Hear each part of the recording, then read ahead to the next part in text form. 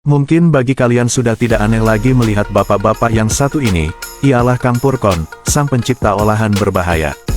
Jika kalian bertanya-tanya, mengapa dengan sebutan olahan berbahaya? Dengan begitu, mari kita lihat cara pembuatannya. Pertama-tama, sama halnya dengan jajanan pada umumnya, dengan menggunakan bahan utama seperti pada umumnya. Dengan baskom anti pelurunya, serta saking banyaknya campuran bahan yang dimasukkan ke dalam baskom, sampai membuat kita sedikit agak curiga dengan benda apa saja yang dimasukkan ke dalam baskom anti peluru ini. Bahkan, setiap benda-benda yang dimasukkan ke dalam baskom anti peluru dengan tanpa takaran apapun hanya menggunakan insting yang akurat. Namun setiap benda yang dimasukkan ke dalam baskom anti peluru itu, agaknya kita harus patut mencurigai dengan benda yang akan dimasukkan ini.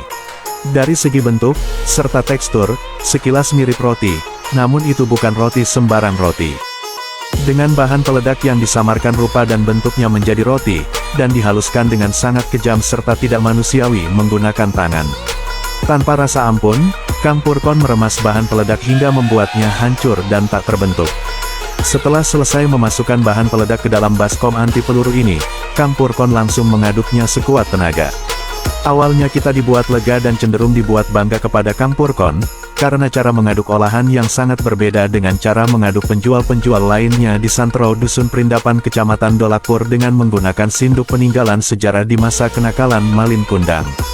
Namun seketika harapan kita untuk melihat makanan sehat bersih dan higienis untuk pertama kalinya di negeri Perindapan hancur berkeping-keping tatkala Kang Purkon justru kembali ke pengaturan awal. Saat melakukan proses pembuatan olahannya ini dengan cara yang umum dilakukan oleh para penjual di negeri Perindapan. Adonan yang awalnya bagus saat diaduk menggunakan sinduk, langsung dikepal-kepal menggunakan tangan layaknya seorang pelajar yang ingin melempar batu saat tawuran. Dengan cara itu, kita harus memaklumi karena Menteri Kesehatan di negeri Perindapan hanya masuk kerja 4 bulan sekali. Selanjutnya, adonan yang sekilas mirip granat di tangan, sembari mengepal-ngepalkan granat di tangan dan menyiapkan piring untuk alas meletakkan granat berbahaya.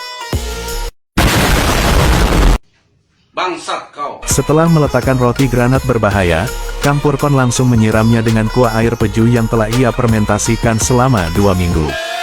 Dan ritual wajib yang tidak boleh diterlewatkan dan harus dilakukan para penjual di negeri Perindapan yaitu bubuk taburan kematian. Taburan-taburan yang sangat meriah dan tiada ada hentinya seperti layaknya orang yang sedang menaburi pemakaman. Untuk menyamarkan sebutir granat, Kang Purkon memberikan potongan-potongan mentimun di pinggir-pinggir piring supaya granat di piring tidak terdeteksi oleh pihak Kapolsek. Dan kemudian taburan-taburan bubuk kematian lagi dan lagi serta macam-macam bubuk yang ditaburkan hingga tiada ampun seperti penganiayaan dan siksaan terhadap sebutir granat. Inilah akhir dari olahan Kang Purkon yang ia namai roti granat, yang sudah melewati penyiksaan dan penganiayaan yang panjang serta proses yang lama untuk membuat satu butir roti granat.